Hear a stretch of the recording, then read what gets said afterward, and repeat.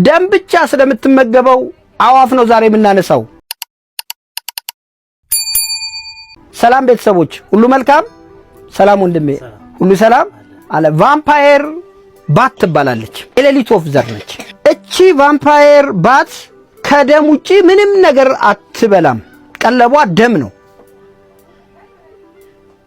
ለዛ ነው ቫምፓየር የሚለውን ስም የተሰጣት። ምስሉ ላይም ስታዩት እንደዛው ምትቀፍ ነገር ነች። አብሽርኛ ሀገር የለችም።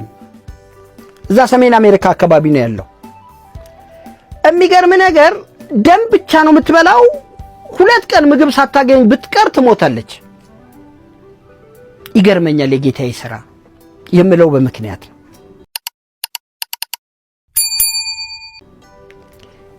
ይህንን ደም አግኝታ የበላች ቫምፓየር ባት ሌሎቹ ያላገኙ ያልበሉ ቤተሰቦቿ ወር ጀለሶቿ 2 ቀን ካላገኙ ስለሚሞቱ ደሙን የበላችውን ደም ካፏ ታወጣና ለነሱ ታበላለች። አይገርምህም? ተካፍሎ መብላትን አሁን በዚህ ዘመን ላይ ሰዎች ጋር የለም። ይሄ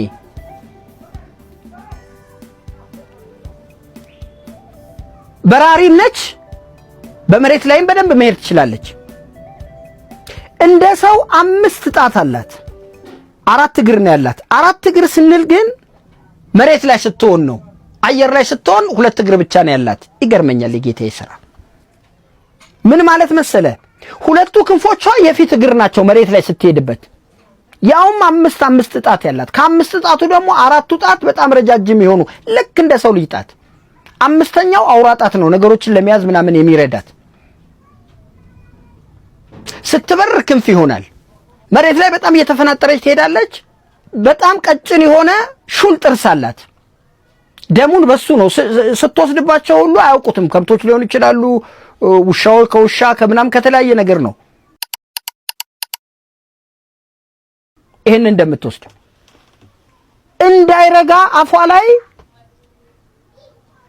የሚገርመኝ ነው ተፈጥሮ የሰጣት ወይም ፈጣሪ የሰጣት ደም እንዳይረጋ የሚያደርግ ኢንዛይም ነገር አለ በአፏ ላይ።